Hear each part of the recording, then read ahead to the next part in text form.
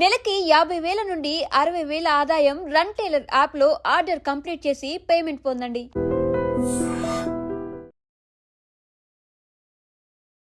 Welcome to iDream media. So జనరల్గా మోకాలు నొప్పుల సమస్య ఒకప్పుడు చాలా పెద్ద ఏజ్లో ఈ ప్రాబ్లం చూసేవాళ్ళము. ఇప్పుడు చిన్న ఏజ్లో ఈ ప్రాబ్లం అనేది వస్తూ ఉంది. రకరకాల ట్రీట్మెంట్స్ చెప్తూ ఉంటారు. అయితే ఆయుర్వేదం ఈ మోకాలు నొప్పుల గురించి ఏం చెప్తుంది, దీన్ని తగ్గించుకోవడానికి ఎలాంటి చిట్కాలు ఉన్నాయి, పూర్తి వివరాలు తెలుసుకుందాం. మనతో పాటు ఉన్నారు ప్రముఖ ఆయుర్వేద వైద్య నిపుణులు డాక్టర్ సుబ్రహ్మణ్యం గారు from Amrutham ayurvedic hospital. Doctor గారు నమస్తే అండి. నమస్తే అమ్మా. మోకాల నొప్పులు సమస్య, ఈ సమస్య అందరికీ ఉంటుంది. సో కొంచెం మెట్లకి దిగితే కూడా మోకాలు నొప్పులు వస్తున్నాయి అని చెప్తూ ఉంటారు. సో ఈ సమస్య తీవ్రమైతే ట్రీట్మెంట్ కోసం వెళ్తూ ఉంటారు. అసలు మోకాలు నొప్పులు ఎందుకు చిన్న వయసులో వస్తున్నాయి, ఎట్లా గుర్తించాలి, దీని గురించి ఆయుర్వేదం ఏం చెప్తుంది? మీరు ఒక calcium, iron, B12, D vitamin ఎవరైతే ఈ నొప్పులు వస్తున్నాయో వాళ్ళందరూ ఈ 4 టెస్టులు ముందు ఒకసారి టెస్ట్ చేసుకొని చూడాలండి. తర్వాత ఇంకోటి 5వది CBP అంటే కంప్లీట్ బ్లడ్ పిక్చర్. దీంట్లో ఏదో ఒకటి లోపం ఉంటుందండి. ఈ మోకాళ్ళ నొప్పులను వచ్చిన వాళ్ళల్లో ఎవరికి చూసినా ఈ 5 రక్తమైనా తక్కువ ఉండడం, లేదా కాల్షియం తక్కువ ఉండడం, లేదా ఐరన్ తక్కువ ఉండడం, లేదా B12 తక్కువ ఉండడం, లేదా డి విటమిన్ తక్కువ ఉండడం. దీనివల్ల ఇప్పుడు B12, డి విటమిన్ అనేది లేకపోతే కాల్షియం సరిగా అబ్జర్వే కాదు. దాంతో కాల్షియం అబ్జర్వ్ కాలేకపోతే బోన్స్ స్ట్రెంతే ఉండదు. అవును. ఫస్ట్ అక్కడ తర్వాత వీళ్ళకు ఈ లోపం వల్ల ఇక చాలా రకాల అనారోగ్య సమస్యలు వస్తుంటాయి. దీన్ని ఒక వయసు దాకా ఎవరు గుర్తించట్లా. నాకు బాగానే ఉంది, నేను బాగానే చేస్తున్నాను అనేసి. ఆ తర్వాత ఈ సమస్యలు తీవ్రమైన స్థాయిలో డాక్టర్ దగ్గరకు వస్తున్నారు. ఇంకొకటి ఏంటంటే ఇప్పుడున్న ఆహార విధానము, జీవనశైలి వల్ల ఏ నొప్పులు లేకుండా ఉండేవాళ్ళు చూడలేకపోతున్నాం. ఉదాహరణకు నా దగ్గరకు వచ్చిన ఒక ఈ జిమ్నాస్టిక్స్ ఇట్లాంటివి నేర్చుకుంటున్నామని, డ్యాన్స్ నేర్చుకుంటున్నామని, లేకపోతే ఇలా స్కూల్ పిల్లలు వాళ్ళు డ్యాన్స్ నేర్చుకోవడం, లేదా జిమ్నాస్టిక్స్ నేర్చుకోవడం, ఎక్సర్సైజ్కి వెళ్ళడం, జిమ్లకు వెళ్ళడం, ఇలాంటి వాళ్ళే ఈరోజు నొప్పులతో బాధపడుతున్నారు. ఒక్కోసారి వాళ్ళు వాటికి వెళ్ళలేకపోతున్నారు. కారణం ఏంటంటే చిన్నప్పటి నుంచే వాళ్ళకి సఫిషియెంట్ డి విటమిన్ ఉన్నట్ల అంతా మొత్తం బాడీకి అంతా ప్యాక్ చేసి స్కూళ్ళకు, కాలేజీలకు పంపిస్తున్నారు. షూల దగ్గర నుంచి టైల్ దాకా, గొంతు దాకా బిగించేసి మొత్తం అంతా ఇవన్నీ వేసి కట్టేసి, ఇప్పుడు బ్లౌజర్స్ లేకుండా కానీ, లేదంటే కోట్ లేకుండా కానీ, లేకపోతే ఫుల్ హ్యాండ్స్ ఇవి లేకుండా ఇలా అసలు స్కూళ్ళలో కానీ మనం ఎక్కడ కాలేజీలో కానీ చూడలేకపోతున్నాం. ఇదొక అంతా మొత్తం కట్టేసి పెట్టేసినట్టు వెళ్తున్నారు. ఇంకా వీళ్ళు వెళ్ళి ఏసీ బస్సుల్లోనో, ఏసీ కార్లోనో, లేదా ఏదో కొంత సన్ ఎక్స్పోజర్ ఉంటుంది తప్ప మిగతా అసలు శరీరాన్ని బట్టలు ఇప్పేసి ఒక డ్రాయర్తోనో, ఒక చెడ్డీ లాంటి వాటితోనో, లేకపోతే ఒక మినిమం డ్రెస్తోనో వాళ్ళు బయట కనీసం గంట కూడా ఉండే అవకాశాలు లేదు. ఒక వ్యవసాయం చేసే వ్యక్తి తన ఓన్లీ ఒక పంచె కట్టుకునో, చెడ్డీ వేసుకునో వెళ్ళి చక్కగా పొలంలో వర్క్ చేస్తున్నట్లయితే అతని పని అవుతుంది. దానికి ఎండకు వల్ల డి విటమిన్ సఫిషియెంట్గా వస్తుంది. ఇక వీళ్ళు తీసుకునే ఆహారంలో రొటీన్ ఫుడ్ ఉంటుంది ఎక్కువగా. ఒక బియ్యం తీసుకొని, ఒక మినపప్పు తీసుకొని, దాంతో ఇడ్లీ, దాంతోనే దోశ, దాంతో ఇంకా వెరైటీ రొట్టెలు, దాన్నే నూనెలోకి వేసి ఇంకొకటి, ఇప్పుడు దాంతోనే మసాలా ఇడ్లీ, మసాలా దోశలు, రోజు ఇదే ఐటెం. మళ్ళీ సాయంత్రం వచ్చేసరికి ఏ చపాతీ, గోధుమలతోనో పూరి, లేకపోతే చపాతీలు. ఇది అంటే న్యూట్రిషన్ ఉండే పదార్థాలని వీళ్ళు ఎవ్వరూ ఎక్కడా తీసుకోవడం లేదు. వీటినే టేస్ట్ మార్చి తీసుకుంటున్నారు, మార్పులు చేసి. కాబట్టి శరీరానికి సరిపడినంత న్యూట్రిషన్ అందట్లేదు. ఆకుకూరలు వాడట్లేదు. కూరగాయలు మా పిల్లాడు వంకాయ తినండి, ఇంకోటి బెండకాయ తినండి, ఇంకోటి బీరకాయ తినండి అని మీరు ఆహార పదార్థాలు, వెరైటీ పదార్థాలను వెతికి తీసుకోవాలి. ఇప్పుడు ఈ మనకు ఎండబెట్టిన పుట్టగొడుగుల్లో డి విటమిన్ వస్తుంది అని అంటున్నారు. ఎంతమంది ఎండబెట్టిన పుట్టగొడుగులు తీసుకుంటున్నారు? అట్లాగే ఒక వంకాయ కానీ, బెండకాయ కానీ, దొండకాయ కానీ కోసి ఎండబెట్టి ఎప్పుడైనా దాన్ని వరిగల్లాగా చేసుకొని తింటుండే వాళ్ళు ఎంతమంది ఉన్నారు? వీళ్ళకి ఎవరికి రావట్లేదు. అట్లా కూడా ఉంటుంది డి విటమిన్. అవునండి, ఎందుకంటే సన్లో ఎండబెడతారు కదా. సో దాంతో అబ్జర్వ్ చేసుకోవడం వల్ల, అలాంటి ఆహారం తీసుకోవడం వల్ల కొంతవరకు సపోర్టివ్గా పనిచేస్తుంది. ఇది కాకుండా B12 తగ్గిపోతుంది. దీనికి ఎంతను మన వాళ్ళు మాంసాహారమే అని చెప్తున్నారు. వీళ్ళు ఒక్కోసారి చాలామంది చాలా మాంసాహారాలు తిన్నా కూడా ఆ B12 రావట్లేదు. పొట్టు పదార్థాలు తింటే వస్తుంది కదా. డి విటమిన్ వస్తుందండి. పొట్టు పదార్థాలు ఇప్పుడు B12. B12 కూడా ఇప్పుడు పచ్చి మామిడికాయ తీసుకుంటే వస్తుందండి. పచ్చి మామిడికాయని తినేటోళ్ళు ఎంతమంది ఉన్నారు? ఓకే.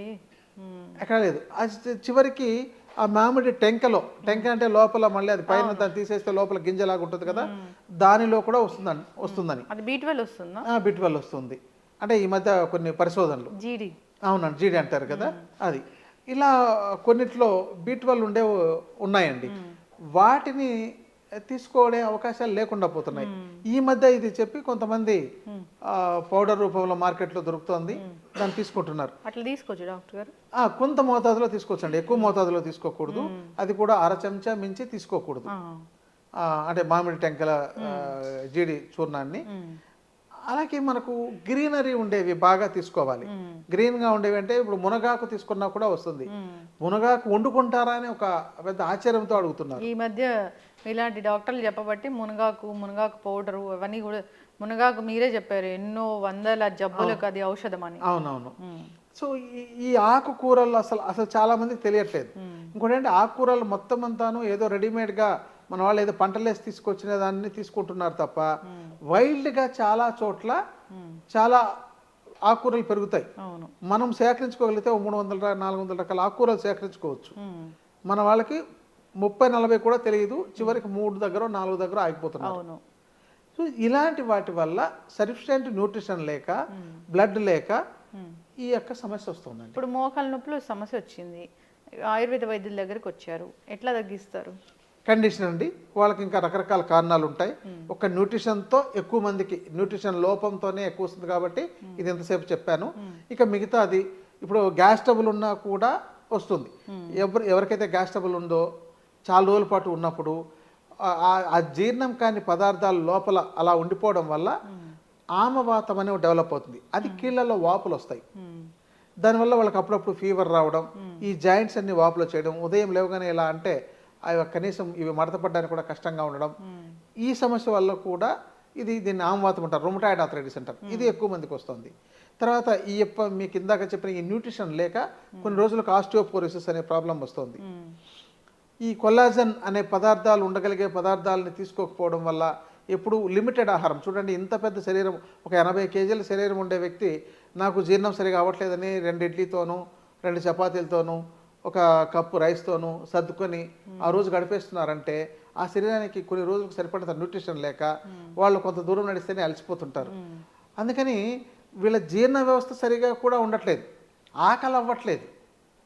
ఆకలి లేకుండా ఉండే వ్యక్తికి న్యూట్రిషన్ ఎక్కడ అబ్జార్బ్ అవుతుంది? కాబట్టి ఇదంతా న్యూట్రిషన్ లోపాలు. ఇక తర్వాత డీజనరేటివ్ ఆర్థరైటిస్ అని ఏజ్ పరంగా వచ్చేది, వెయిట్ పెరగడం వల్ల, దానివల్ల కొంత అది మోకాళ్ళ మీద బరువు ఎక్కువ పడి దానివల్ల రావడం. రెండోది ఏదైనా ప్రమాదాలకు గురై నొప్పులు రావడం. ఆ తర్వాత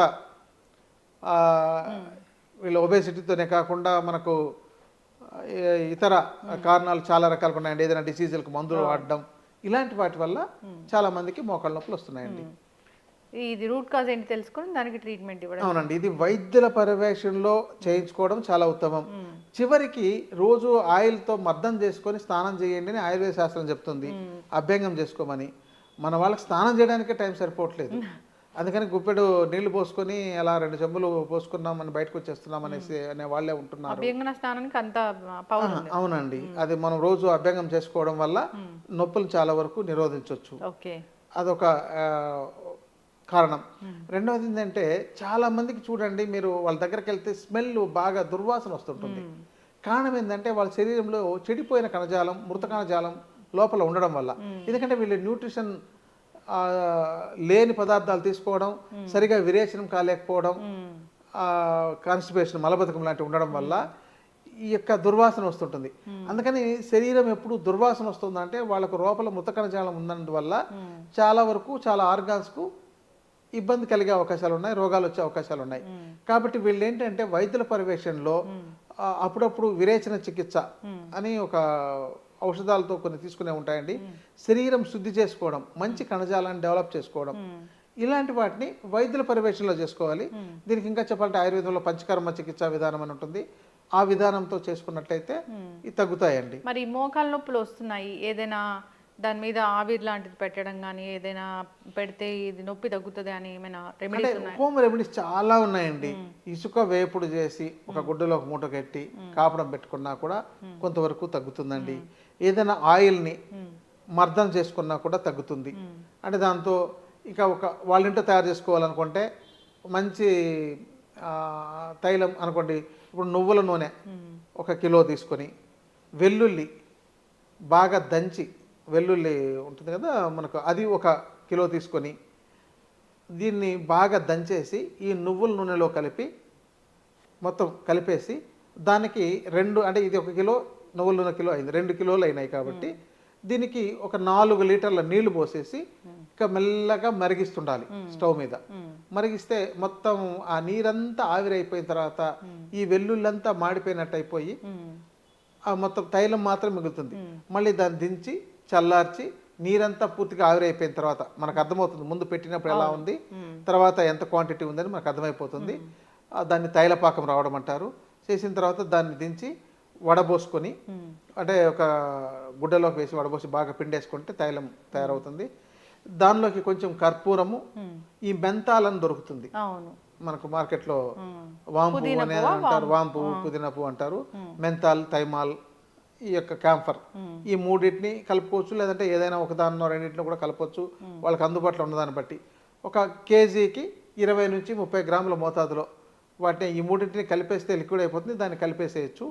లేదంటే కర్పూరాన్ని కూడా కలపొచ్చు అనమాట. మనకు దాంతో ముద్ద కర్పూరం తీసుకోవడం మంచిది, పచ్చ కర్పూరం కూడా తీసుకోవచ్చు.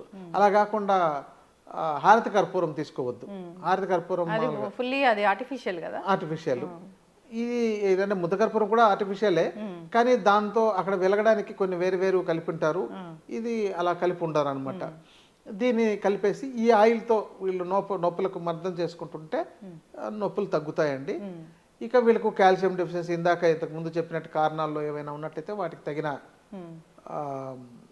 చికిత్స కానీ టాబ్లెట్స్ తీసుకోవడం కానీ, లేదంటే వైద్యుల పర్యవేక్షణలో మునగాకు లాంటివి హెర్బల్స్ కొన్ని వాడుకోవడం కానీ చేసుకున్నట్లయితే ఈ సమస్యను అధిగమించవచ్చండి.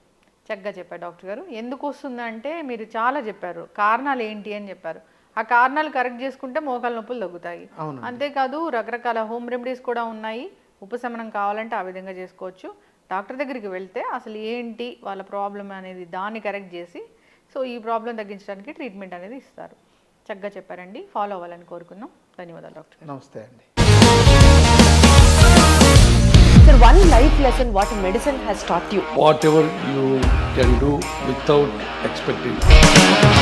బట్ ఐ రియలీ బిలీవ్ మన పాజిటివ్ యాటిట్యూడ్ ఉంటేనే మనం ఏదైనా సాధించగలం. గట్ ని మనం కరెక్ట్ గా డీల్ చేసినట్లయితే అది మనకి పాజిటివ్ హార్మోన్స్ ని రిలీజ్ చేస్తుంది. షుగర్ వచ్చిన వాళ్ళ పరిస్థితి ఏంటి? పొట్ట దగ్గర పెరిగితే దాన్ని ఆండ్రాయిడ్ అంటారు, ఆండ్రాయిడ్ ఫోన్ కదా. అసలు థాట్స్ ఎందుకు వస్తాయి? బ్రెయిన్ డెడ్ అంటే దానికి ప్రపంచం అంతా కూడా కొన్ని నిర్దిష్టమైనటువంటి లక్షణాలు ఉన్నాయి. మానసికంగా ధైర్యంగా ఉంటే క్యాన్సర్ జయించవచ్చు. You are a doctor for a cause sir, అంతే. వాళ్ళకి వచ్చిన ఆదాయం కాకుండా ఫ్రీ సర్వీస్ ఎంతమందికో చేస్తుంది.